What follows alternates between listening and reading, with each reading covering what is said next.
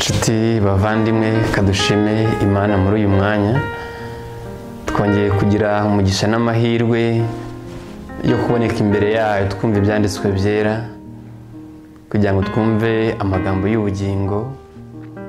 Izina ry'Imana ntabwo cyubahiro.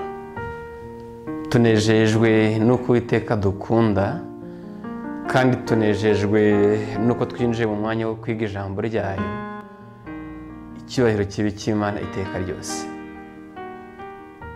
Mbere yuko dutangira kadusenge kugira ngo twiragize Imana ibane natwe. Ushimwe Data wa twese uri mu ijuru, ushimwe Data udukunda, tugushimiye uburinzi bwawe ukomeye bukiri kumwe natwe, tugushimiye igitambo cy'Ikaruvari, tugushimiye ubuntu bwawe wahawe icyubahiro. Duciye bugufi muri uyu mwanya gushirwe hejuru, kandi binyuze mu ijambo ryawe wigisha imitima yacu. Turifuza ko ijambo ryawe ritubatura mu ntege nke, ritubatura mu cyaha no mu gukiranirwa, reka tugeza ku murongo muzima wo kwakira gukiranirwa kwawe. Ntabwo nabishidikanya wifuza kugusohoza muri twebwe uko wabisezeranye. Reka udukore icyo tutabasha kwikorera. Imbaraga yawe itsinda umutima, itsinda imitima yacu, kandi dutsindishirizwe nawe.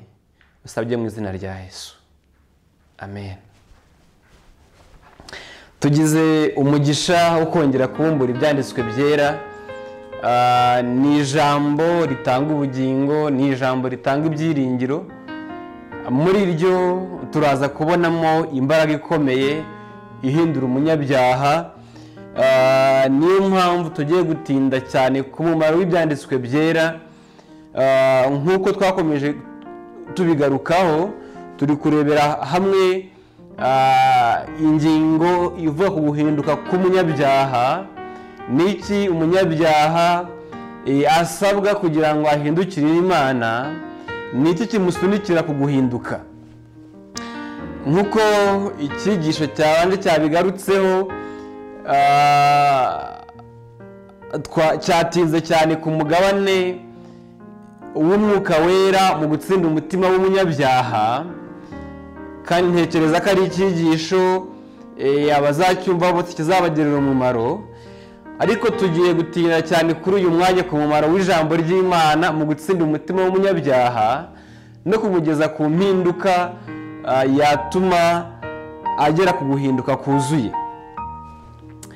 Reka rero dukomeze kwiragiza umwuka w'Imana kugira ngo atuyobore muri uyu mwanya, kandi ijambo ryayo ritugirire umumaro.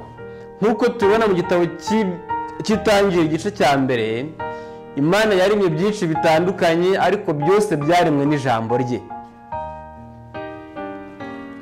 Itangiriro igice cya mbere umurongo wa 3 batwandikiye ngo Imana iravuga iti habeho umucyo, umucyo ubaho. Umurongo wa 6 Imana iravuga iti habeho isanzure.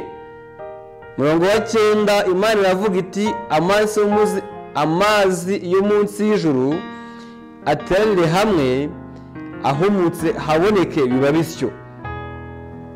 Umurongo wa 14 Imana iravuga iti mu isanzure ry'ijuru habeho ibiva bitandukanye amanywa n'ijoro, bibereho kuba ikimenyetso no kwerekana ibihe n'iminsi n'imyaka. Aya masomo yose tugarutseho yerekana ijambo ry'Imana uburyo rikomeye. Nuko Imana iravuga iti habeho, kandi ibibaho byose byumvira icyo Imana ivuze, nuko habaho. Iri jambo naryo Imana yifuza gutegekesha imitima yacu, rikavuga ngo nuko habeho umutima mushya, kandi nuko umutima ukabaho. Ijambo ry'Imana rikavuga ngo nuko habeho guhinduka kukaboneka.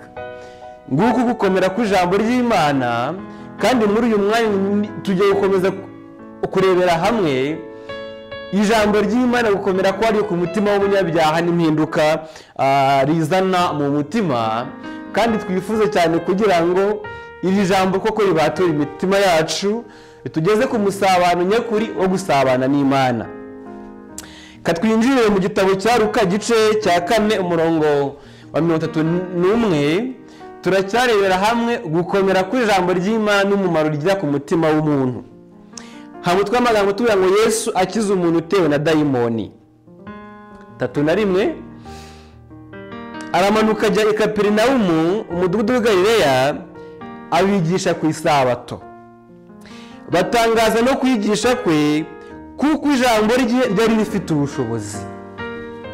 Kuko ijambo ry'Imana ryari rifite ubushobozi kandi gukomera kw'iri jambo iyo ryinjiranye mu mutima gukomera kwaryo haza kuboneka impinduka zidasanzwe. 33 nuko mu isinagogi harimo umuntu utewe na dayimoni atakambira Yesu. Umuntu utewe na dayimoni ijambo rifite ubushobozi ryageze ku mutima we. Nuko umuntu utewe na dayimoni arataka. Ijambo gutaka turaza kurigaruka tugana ku musozo, ariko icyateye gutaka ni ijambo rya Kristo ryinjiye mu mutima. Ijambo rya Kristo iyo ryinjiye mu mutima, umutima uroroha, umutima uca bugufi. Tugiye ngo ijambo rye ryari rifite ubushobozi. Iri jambo turicaho akarongo kuko ni ijambo tugiye gukurikirana cyane. Iri jambo ryari rifite ubushobozi budasanzwe. Iri somo turarigarukaho. Turi gusesengura neza umumaro w'ijambo ry'Imana mu gusobanukirwa cyangwa mu gusobanura cyane umutima w'umunyabyaha uko uteye. Mu rwa 2 rwa Timoteyo igice cya 3 umurongo wa 16 turashobora kubona ubusobanuro bw'iri jambo. Aho twandikiye ngo ibyanditswe byera byose byahumetswe n'Imana kandi bigira umumaro wo kwigisha umuntu. Izina ry'Imana habe icyubahiro. Rigira umumaro wo kwigisha umuntu, kandi iyo umuntu yigishijwe n'iri jambo, iri jambo ricengera mu mutima. Icya kabiri no kumwemeza ibyaha bye. Cyigisho gikomeye ibyanditswe byera bitanga mu mutima w'umuntu nuko bisoza bimwemeje ibyaha bye, kandi ntabwo rimwemeza ibyaha bye gusa, riramutunganya rikamuhanira gukiranuka kugira ngo umuntu w'Imana abashyitse afite ibimukwiriye byose ngo akore imirimo myiza yose. Turatinda ku ijambo rimwe ry'umumaro w'ibyanditswe byera gutsinda umutima w'umunyabyaha. Byanditswe byera iyo byakiriwe mu mutima batubwiye ngo bigira umumaro wo kwigisha umuntu, kandi wigishijwe biramutsinda. Uyu mumaro w'ibyanditswe byera ni kimwe n'umumaro w'umwuka wera, kuko umwuka wera batwandikiye ngo ubwo azaza azatsinda ab'isi abemeza iby'icyaha. Bivuze ngo umumaro w'ibyanditswe byera ni ugutsinda umutima w'umunyabyaha, nk'uko umumaro w'umwuka wera ari ugutsinda umutima w'umunyabyaha. Twakibaza ngo ese igihe twumviye ibyanditswe byera byaba byarigeze gutsinda imitima yacu? Byaba byarigeze kumenyekanisha iby'icyaha muri twebwe? Ni ikintu dukwiye kongera gusuzuma, ni ikintu dukwiye kongera kwibaza. Mbese ko twicaye imbere y'ibyanditswe byera igihe kinini, ko twabyize mu nsengero zacu, mu ngo zacu, mu matsinda atandukanye, tukica twiga ibyanditswe byera, ese byaba byaratsinze umutima wanjye? Byaba byahishuye ububi bw'umutima wanjye nkumva nifuje ikindi kintu kidasanzwe? Byanditswe byera mu gitabo cy'Abaheburayo igice cya 4 umurongo wa 12 bongeye kutwereka gukomera kw'ijambo ry'Imana icyo rikora. Batwandikiye kuko ijambo ry'Imana ari rizima, rifite imbaraga kandi rikagira ubugi buruta ubw'inkota zose, rigahinguranya ndetse kugeza ubwo rigabanya ubugingo n'umwuka, rikagabanya ingingo n'umusokoro, kandi rikabangukira kugenzura iby'umutima wibwira ukagambirira. Nguwo umumaro w'ibyanditswe byera. Ni ijambo rikomeye batubwiye ngo ribangukira kugenzura ibyo umutima wibwira ukagambirira. Imbere y'ibyanditswe byera, umunyabyaha wese asobanukirwa neza kwangirika k'umutima we, kandi iyo rimaze gutunga itoroshi mu mutima, hari ikintu kidasanzwe umunyabyaha yongera kubona, hari ikintu kidasanzwe umunyabyaha yongera kumva mu mutima we. Asobanukirwa ikintu gikomeye kandi gifite umumaro mu mutima w'umunyabyaha. Batubwiye ngo ryihutira kugenzura ibyo umutima wibwira ukagambirira, kandi ryihutira gutsinda umutima w'umunyabyaha. Aho iri jambo ryamaze kugira umumaro, haza gusohora aya magambo ari muri Yesaya 59 umurongo wa 12, icyo umunyabyaha yongera gusobanukirwa. Ijambo ry'Imana ryamaze gutunga itoroshi mu mutima, rituma umunyabyaha asobanukirwa iki ngiki kandi akatura aya magambo. Aravuga ati, erega ibicumuro byacu bibaye byinshi imbere yawe. Ibicumuro byacu bibaye byinshi imbere yawe, kandi icyo umutima w'umunyabyaha ugisobanukirwa bitewe n'uko itoroshi ry'ijambo ry'Imana ryamaze gutunga mu mutima. Tongera gusobanuka ijambo ry'Imana ryongeye gutsinda umutima nk'uko twamaze kubibona. Umunyabyaha asobanukirwa iki ngiki ko ibicumuro byacu ari byinshi imbere y'Imana. Ntabwo kwinangira kongera kubaho, ntabwo kwishingikiriza ku byo umuntu yakoze byongera kubaho, ahubwo umunyabyaha atsindirwa imbere y'Imana akavuga ati, ibicumuro byanjye ni byinshi imbere yawe. Ese nshuti muvandimwe, wowe ibicumuro byawe imbere y'Imana bingana iki? Ongera usuzume umutima wawe wisuzumishije ibyanditswe byera, kuko aho ijambo ry'Imana ryumvikanye habaho gutsindwa mu mutima.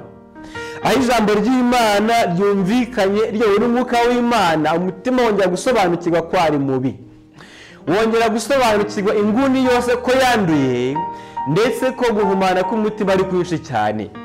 Umunyabyaha yongera gusobanukirwa ko ibyo yakoze byose nta mumaro, bityo akatura amagambo akavuga ati, ibicumuro byacu bibaye byinshi imbere yawe, kandi ibyaha byacu nibyo bidushinja. Ndetse ibicumuro byacu turi kumwe nabyo, kandi no gukiranirwa kwacu nako turakuzi. Turacumura kandi twihakana Uwiteka, turateshuka tukareka gukurikira Imana yacu, tukavuga iby'agahato n'ubugome, twibwira ibinyoma, tukabivuga tubikuye ku mutima. Ngiki icyo umunyabyaha yongera gusobanukirwa binyuze mu ijambo ry'Imana, kuko ryihutira kugenzura ibyo umutima wibwira. Ariko tubabazwa kenshi n'icyo ibyanditswe byera bivuga, kenshi bigasoza umumaro wabyo udakoreye mu mutima. Ijambo ry'Imana turaryumva, aho gutaha bifite kwicuza n'agahinda ko mu mutima twifuza guhinduka, tukava imbere y'Imana ntacyo rikoreye ubugingo bwacu.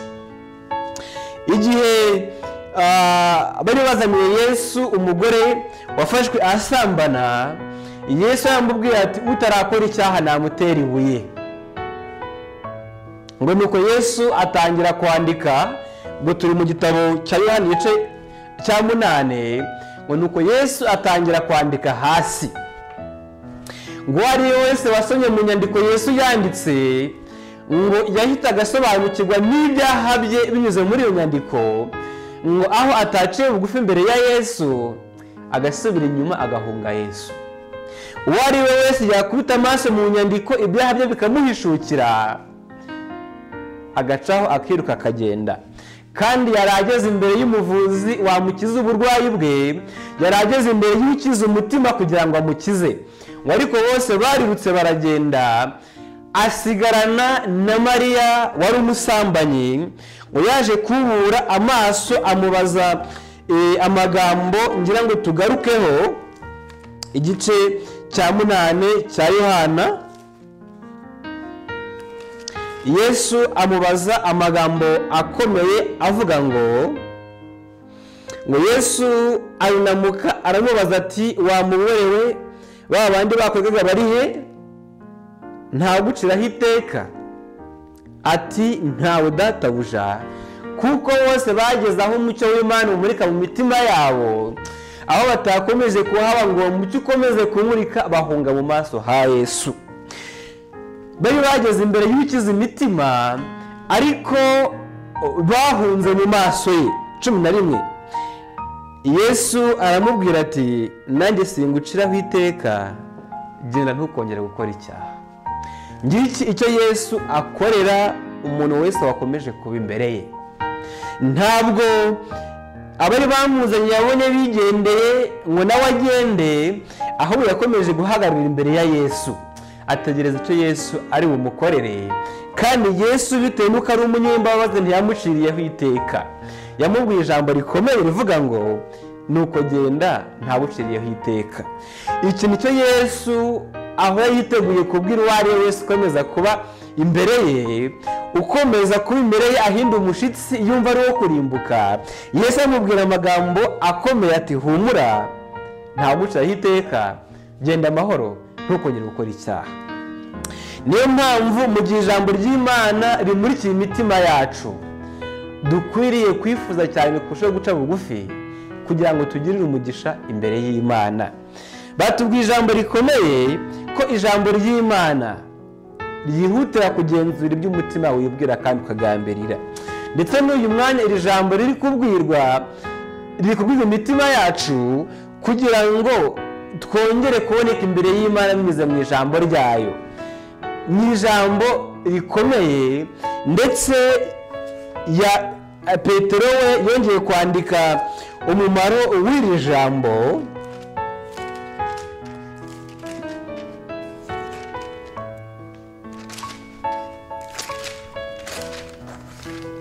Urwa mbere rwa Petero igice cya mbere umurongo wa 19 batwandikiye ngo nyamara rero dufite ijambo ryahanuwe, avuga ngo ni ijambo rirushaho gukomera, ngo kandi tuzaba dukoze neza nituryitaho. Ijambo ry'Imana ni ijambo rirushaho gukomera, ni ijambo wiga uyu munsi ejo waryiga ukaryumva n'izindi mbaraga, kandi uko uryumvishe uryumva n'izindi mbaraga zitsinda umutima. None yavuze ngo tuzaba dukoze neza nitwita kuri iri jambo. Ngiyi impamvu dukwiye kuryitaho. Baravuze ngo rimeze nk'itabaza rimurika ahatuje umwijima. Ni itabaza kandi rimurika ahatuje umwijima ho mu mitima yacu. Iri tabaza rikora ikintu kidasanzwe. Iyo itara rimuritse mu mwijima rigaragaza guhumana ndetse no kwandura kwaho urumuri rubonetse. Kandi nta kindi kihutira kuboneka nuko inyamaswa zose zari aho ngaho zitangira guhunga. Ibitatangurigo byayo muri iyo nzu bitangira guhunga, za marijoze zigahunga, ndetse n'ikindi cyose kigatangira kigahunga. Ngiki icyo ijambo ry'Imana rikora ku mutima w'umuntu, kuko aho ryongeye kumvikana mu mutima rigaragaza kwandura k'umutima. Iri tara riramurika rikavuga ngo aha hari ubugome, aha hari ugukiranirwa, hano hari uburakari, hano hari ubusambanyi, hano hari ubujura, ndetse ukwangirika kose k'umutima kongera kugaragara bitewe n'utoroshye ijambo ry'Imana ryamuritse mu mutima. Niyo mpamvu batubwiye ngo tuzaba dukoze neza nituryitaho, kuko itangiriro ryo gutsindwa k'umutima no gusobanukirwa yuko umuntu ari umunyabyaha bikomoka mu ijambo ry'Imana ryamaze kumurikira umutima w'umuntu.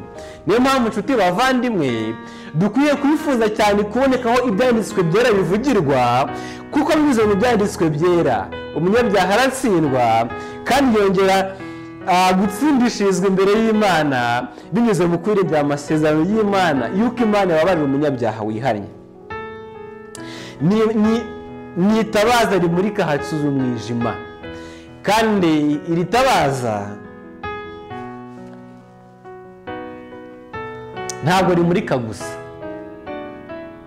ngo rigaragaze kwangirika k'umutima gusa, ahubwo batubwiye ngo rimurika ahatuje umwijima ndetse rigakesha ijoro. Amen. Iri jambo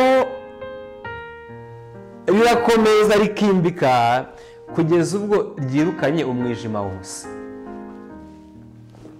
Abari mu mwijima bagendera mu gicucu cy'urupfu, batwarwa n'ibyaha, bongera kumurikirwa n'iri jambo. Kandi iri jambo kuko twamaze kubibona rigaragaza kwangirika no kugwa kwa mwene muntu, rigaragaza ko umuntu yacumuye imbere y'Imana. Ariko ntidusiga aho ngaho, rikomeza kumurika kugira ngo ryirukane umwijima, rikomeza kumurika ngo ritangize urugendo rushasha rw'imibereho ya gikristo mu mutima w'umuntu. Niyo mpamvu batubwiye ngo rimurika ahatuje umwijima rigakesha ijoro, kandi bavuze ngo rikagezaho inyenyeri yo mu ruturuturu izabandurira mu mitima yacu. Rigezaho inyenyeri yo mu ruturuturu izabandurira mu mitima yacu. Mu byahishuwe Uwiteka niho yabwiye Yohana umuhishuzi, ya magambo yavuzwe na Yesu, aramubwira ati ni njye nyenyeri yaka yo mu ruturuturu. Bivuze ngo umumaro w'ijambo ry'Imana rirakomeza rikamurika kugeza ubwo Kristo aganza mu mitima yacu, agahinduka umwami w'imitima yacu, akaza agahindura ibyatunaniye, agahindura ingeso zacu, imyitwarire yacu. Ijambo rivuga ngo abari muri Kristo Yesu nta teka bazacigwaho rikumvikana mu mutima. Ijambo rivuga ngo iyo umuntu ari muri Kristo Yesu abaye icyari mugisha, ibya kera biba bishize, ngo dore byose bihindutse bisha, rikongera kumvikana mu bugingo. Umunyabyaha akava mu rupfu akagera mu bugingo, akava mu guhumana agatera intambwe iza mu gukiranuka, akava mu gukiranirwa agahinduka umuntu wuzuye n'Imana, ufite ibyiringiro by'ubugingo buhoraho. Niyo mpamvu dukwiye kwishyikiza kuri iri jambo ndetse no kuryitaho, twifuza cyane ko rimurikira imitima yacu. Nshuti bavandimwe, ni benshi bize ibyanditswe byera, ariko bitewe n'uko babyize badafite intego yo guhinduka, badafite intego yo kugira ngo ijambo ryongere kubatura imitima yabo, bakaryiga umwaka ugashira, undi ugataha, imyaka 10 igashira, ndetse bakageza ubwo bapfa badafite ibyiringiro mu mitima yabo. Dukwiye kwibaza ikintu gikomeye, mbese aho nigiye ijambo ry'Imana navuye kuri uruhe rwego ngera kuri ubu? Ese aho nagiye byaba byarabatuye umutima wanjye? Ariko dukwiye gusuzuma iki kintu gikomeye. Uyu munsi amagereza mu Rwanda aruzuye, yuzuye nk'abasambanyi, abafasha abana ku ngufu, yuzuyemo amabandi, yuzuyemo benshi bakoze ibyaha by'ubwoko bwinshi butandukanye. Kandi ubushakashatsi bwerekana neza yuko ku kigero cya 95% mu Rwanda turi abakristo. Ariko se kubera iki ugera muri gereza ugasanga abantu buzuyemo ni abantu babarirwa mu madini n'amatorero menshi atandukanye? Nuko umumaro w'ijambo ry'Imana ritakoreye mu bugingo bwabo. Kubera iki dukomeza kubona ibyaha byiyongera kandi abantu basenga? Nuko iri jambo ritahawe umwanya mu mutima. Umunsi iri jambo rizahabwa umwanya mu mutima mu buryo bwuzuye, rizazana impinduka ku buryo n'igihugu kibona ko impinduka zabonetse mu baturage bacyo bitewe n'umumaro w'ijambo ry'Imana. Niyo mpamvu dukwiye kurushaho guhimbanira kwifuza ikintu kidasanzwe kugira ngo umumaro w'ijambo rikorere mu mutima. Kandi uwaryize wese akaryigana guca bugufi yifuza ko riboneza umutima, ryaramuhinduye, agira ubuhamya buzima bw'iki jambo ry'Imana rikorera umutima. Niyo mpamvu mbifuza cyane kugira ngo twongere kwita kuri iri jambo, kuko batubwiye ngo nitabaza rimurika ahatuje umwijima rigakesha ijoro, ngo kugeza ubwo inyenyeri yo mu ruturuturu izabandurira mu mitima yacu. Dukeneye kuryiga kugeza ubwo rimurika muri twebwe, kandi kuba guca bugufi no kwinginga Imana bigasohoza Kristo inyenyeri yo mu ruturuturu aje mu mitima yacu, akaduhindura ibyaremwe bisha, akatugira abantu bakuriye ubugingo buhoraho, akatugeza ku bantu banga icyaha bagakunda gukiranuka, akatugeza ku bantu bava mu ntege nke ndetse bagera mu mbaraga, kugeza ubwo duhindutse abantu bageze ku gihagararo gishitse cya Kristo. Turacyari ku mumaro w'ijambo ry'Imana mu gitabo cya Yobu, igice cya 33, turahera ku murongo wa 14. Batwandikiye ngo Imana ivuga rimwe ndetse kabiri nubwo umuntu atabyitaho. Imana binyuze mu ijambo ryayo ivuga rimwe ndetse kabiri nubwo umuntu atabyitaho. Ariko njye muri uyu mwanya ndakurarikira kwita ku ijwi ry'Imana riri ku mutima. Ndakurarikira kwita ku ijwi ry'Imana rikomanga ku mutima. Ijwi ry'Imana rikubwira iti aha hari icyaha, aha hari ugukiranirwa. Ndakurarikira kwita kuri iryo jwi. Impamvu Imana ivuga ni iyihe? Murongo wa 16 baravuze ngo yumvisha amatwi y'abantu igashira ikimenyetso ku byo ibigisha. Yumvisha amatwi y'abantu kandi amatwi y'abantu agasobanukirwa icyo ibigisha. Ndababwiza ukuri, iyo ijwi ry'Imana ryitaweho mu mutima rizana ubugingo, ariko iyo rititaweho haza gucirwaho iteka. Murongo wa 17 impamvu Imana ikomeza kuvugira mu ijambo ryayo ni ukugira ngo igambuze umuntu imigambi ye. Imigambi y'umuntu ni ukugomera Imana, kandi koko twese twahindutse abanduye. Kandi nk'uko babigarutse mu gitabo cy'Itangiriro igice cya 8, atwandikiye ngo gutekereza ko imitima y'abantu ni kubi uhereye mu bwana bwabo. Nawe tekereza ibyo utekereza, nanjye ntekereza ibyo ntekereza. Gutekereza kwacu ni kubi. Usanga kenshi twifuza ibyangiza imibereho yacu, twifuza kurya ibitwangiza, twifuza kuvuga ibitwangiza. Entertainment dukunda ni izangiza amarangamutima yacu. Ibyo byose ni ibyerekana neza yuko mwene umuntu yarangiritse. Ariko ijambo ry'Imana riza kubera iki? Bavuze ngo ni ukugira ngo Imana itugamburuze mu migambi yacu. Ndakwingingira kugira ngo mu gihe cyose usenga ujye wingingira Imana uti Data komeza ugamburuze imigambi yanjye mibi. Komeza unkure mu ngeso mbi, unyobore inzira yo gukiranuka. Igamburuze umuntu imigambi ye, ngo imaremo umuntu ubwibone bwe buhishwe. Ngiyi impamvu ijambo ry'Imana rimurika. Hari ubwibone buhishwe mu mitima yacu. Haba mu myambaro iyo tugiye kwambara ubwibone buba bwinshi. Igitsina gore kirabizi cyane, ntabwo gishobora kuva mu nzu kitirebye muri miruwari. Yireba uko yambaye, akareba uko yasokoje, ndetse akabaza n'abandi mbese mu ntebe niba ameze neza. Cyangwa cy'ubwibone buhishwe mu mutima. Benshi bagashaka ibirungo byinshi bitera kugira ngo nibagende mu nzira batangarirwe n'abantu. Bakambara amajipo menshi atandukanye kugira ngo umwitegereza wese avuga ati uyu mukobwa yambaye neza, yaberewe. Akagenda mu nzira akurura abagabo benshi batandukanye bitewe n'ikibazo cy'ubwibone. Abandi bafite ubuhehesi bwihishe mu mitima yabo. Ariko batubwiye ngo ijambo ry'Imana aho ryageze ritsinda uwo mutima. Kavuga iti wa mugabo we nubwo usenga ufite ubuhehesi mu mutima. Wa mugore we nubwo usenga ufite ubwibone buhishwe muri wowe. Kandi ijambo ry'Imana ryongera kumurika mu mutima w'umuntu rikerekana ko umutima we wahumanye, umutima we wangiritse. Niyo mpamvu ijambo ry'Imana ryatubwiye ikintu gikomeye. Riravuga ngo Imana yongera kuvuga kugira ngo igamburuze umuntu mu migambi ye, imaremo umuntu ubwibone buhishwe. Kandi ibyo ibikora kubera iki?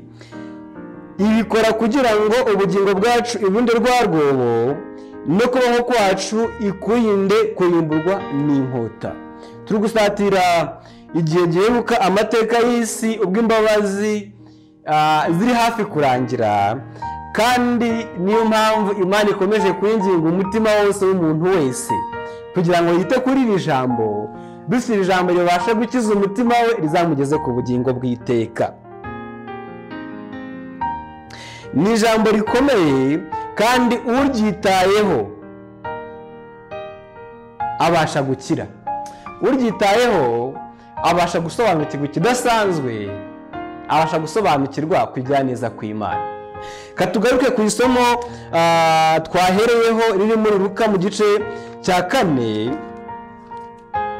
Turi ku mumaro w'ijambo ry'Imana ku mutima w'umunyabyaha. Luka gice cya 4 kwa turi ku murongo wa 32, ngo batangazwa no kwigisha kwe kuko ijambo rye ryari rifite ubushobozi. Ijambo rya Kristo ryari rifite ubushobozi, kandi ubushobozi bw'ijambo ry'Imana ni uko ricengera mu mutima rikagaragaza kwandura kwawo, rikagaragaza inenge zawo, ndetse zikagaragaza guhenebera no kugwa kwa mwene muntu. Riraza rikamurika rikerekana neza yuko nubwo usanzwe usenga, nubwo usanzwe uri pasiteri, nubwo usanzwe uri umudiyakoni, rikaza kwerekana ikintu kidasanzwe kivuga ngo nuko mu isinagogi hari umuntu utewe na dayimoni. Uyu muntu aratangaje, yari ari mu isinagogi yaje gusenga, ariko nubwo ari mu rusengero atewe na ki? Atewe na dayimoni.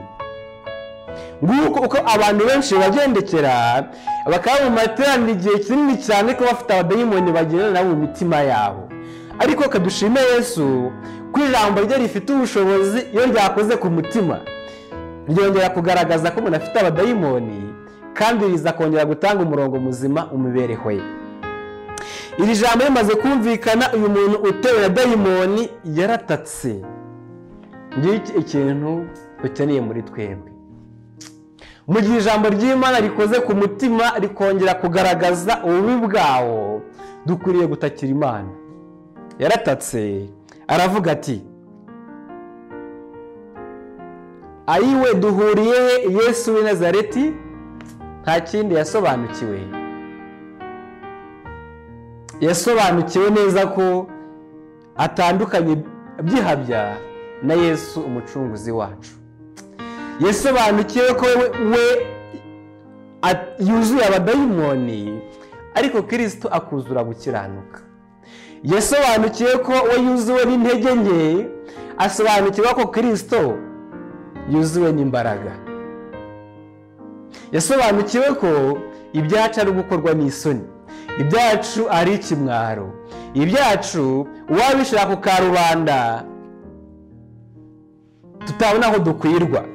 Se tekereza dufate urugero rutoya, wafata imibereho yawe icyumweru gishize akayishyira kuri televiziyo yose uko yagenze, mbese wakwishimirwa ko irebwa?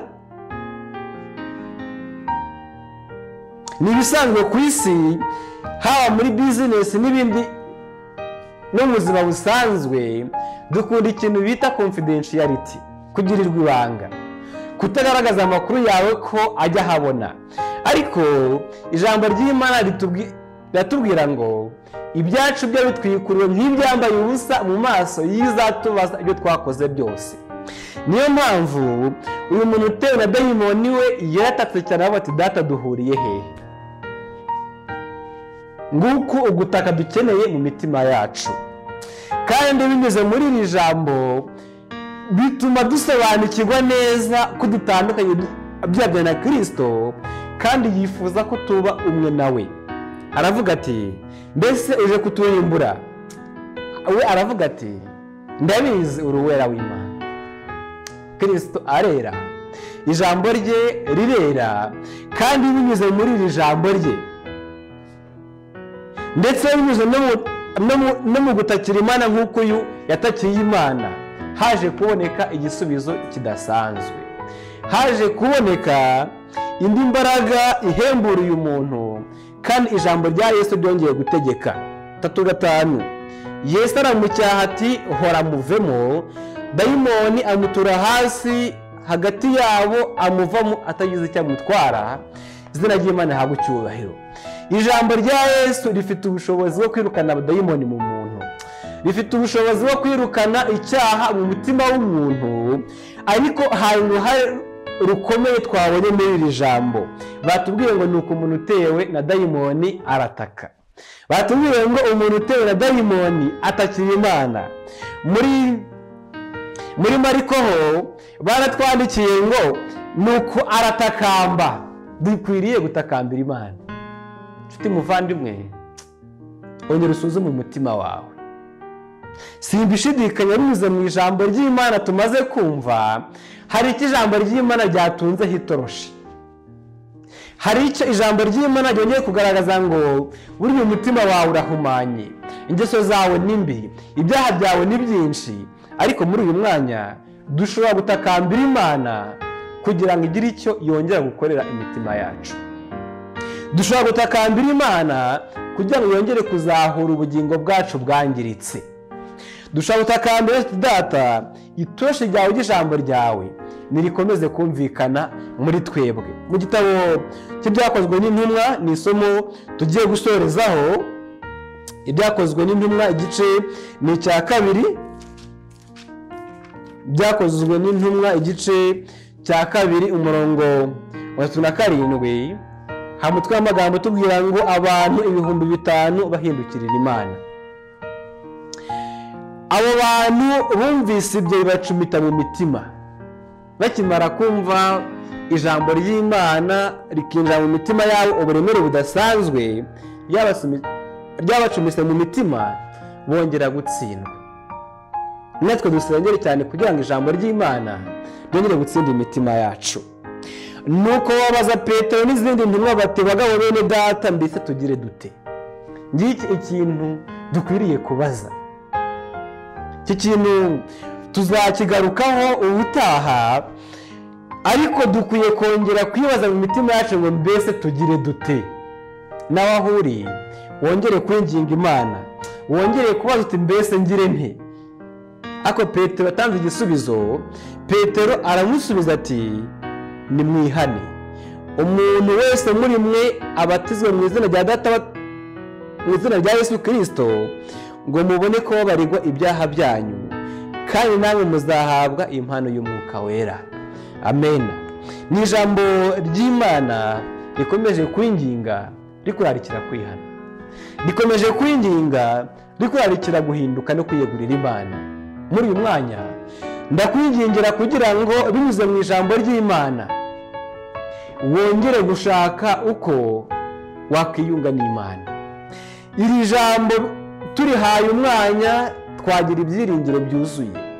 Ndakurarikira kwita kuri iri jambo, ndakurarikira kwinginga Imana kugira ngo nubwo ibihe byashize ryaba ritaragize umumaro mu bugingo bwawe, ukomeza kubera imbata y'ibyaha, uyu munsi haboneke itangiro rishyashya ry'imibereho inesha, ry'imibereho yifuza kwihana no guhinduka. Ndakurarikira kugira ngo iri jambo nge nawe itugirire umumaro mu izina rya Yesu. Kadusoze dusenga twinginga Imana kugira ngo iri jambo rigire umwanya mu bugingo bwacu. Kadusenge. Ushimwe Data wa twese uri mu ijuru, ushimwe ko waduhaye ijambo ryawe. Reka binyuze muri iri jambo tubone ibyiringiro by'ubugingo buhoraho. Reka binyuze muri iri jambo imitima yacu yongeye gutsindirwa imbere yawe, kandi Data ugira neza udutsindishirize. Twishingikiriza ku gitambo cy'i Karuvari, kuko twebwe nta mbaraga dufite zadukura mu cyaha. Reka ubuntu bwawe butubature, bukize imitima yacu icyaha, butwigishe inzira yawe.